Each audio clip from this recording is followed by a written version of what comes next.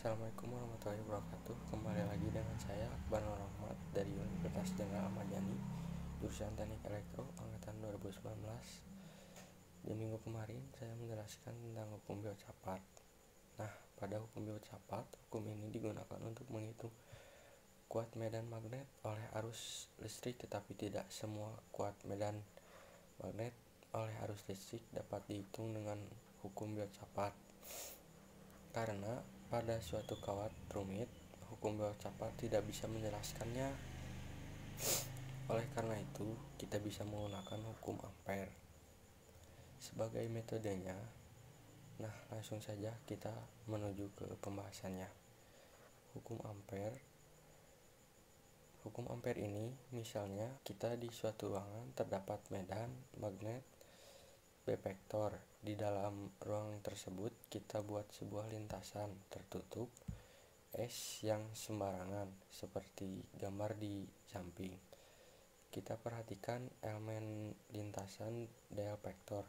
Anggap saja kuat medan pada elemen tersebut B vektor integral perkalian titik B vektor dan dl vektor dalam lintasan tertutup S memenuhi integral B vektor dikali dl vektor sama dengan mu 0 dikali sigma i, dengan sigma i adalah jumlah total arus lingkup S. Tanda integral menyatakan bahwa integral harus dikerjakan pada lintasan tertutup.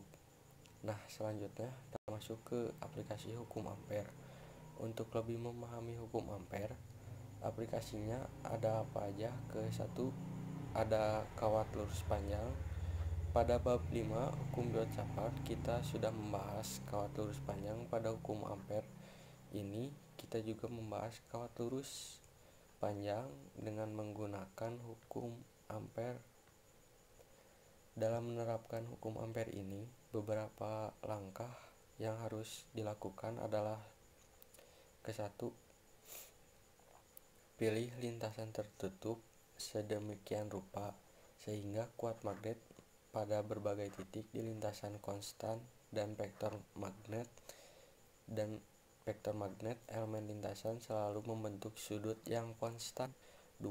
Cari sigma i, yaitu jumlah total arus yang dilingkupi lintasan Ampere. Pada kawat lurus panjang ini kriterianya adalah sebuah lingkaran yang sumbunya berhimpit dengan kawat tersebut seperti gambar di samping.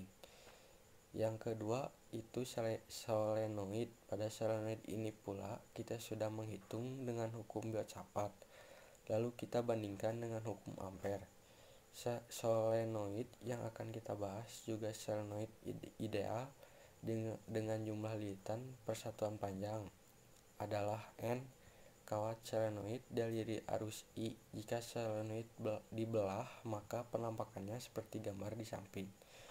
Untuk menentukan kuat medan magnet di dalam solenoid, kita buat lintasan pada gambar yang tadi. Integral pada lintasan tertutup dapat dipecahkan menjadi jumlah integral pada tiap sisi segi 4, yaitu integral B vektor X dl vektor sama dengan integral B vektor X dl vektor ditambah integral B vektor dikali dl vektor ditambah integral B vektor dikali dl vektor ditambah integral B vektor dikali dl vektor.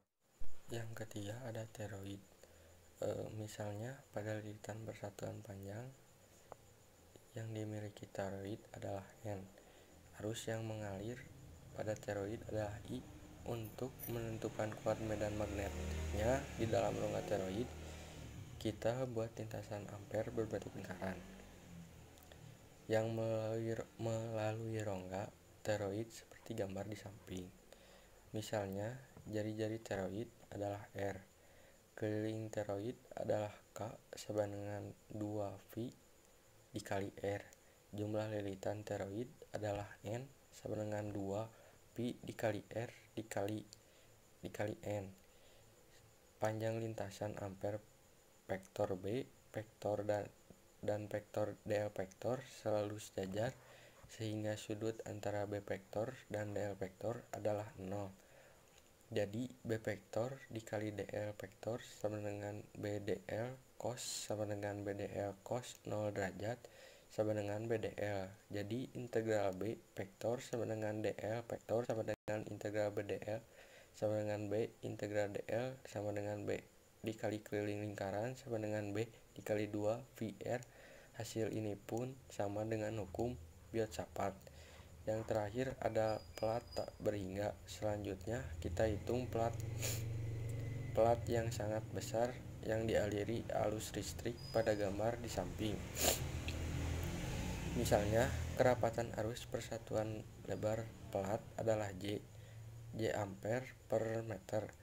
Kita akan menentukan medan magnet pada jarak A tegak lurus pelat. Kita buat lintasan ampere berupa persegi panjang seperti gambar di samping. Nah, pada lintasan ampere pada gambar tersebut menyebabkan satu pada elemen lintasan I1 medan magnet sejajar dengan arah elemen magnet. Nah, pada lintasan I2 tegak lurus dan I3 sejajar dan I4 itu tegak lurus. Untuk lintasan tertutup dapat ditulis integral B vektor dikali DL vektor sama dengan integral B vektor dikali DL vektor ditambah integral B vektor dikali DL vektor ditambah integral B vektor dikali DL vektor ditambah integral B vektor dikali DL vektor. Sekian pembahasan hukum ampere dari saya. Mohon maaf bila ada salah-salah kata. Waalaikumsalam warahmatullahi wabarakatuh.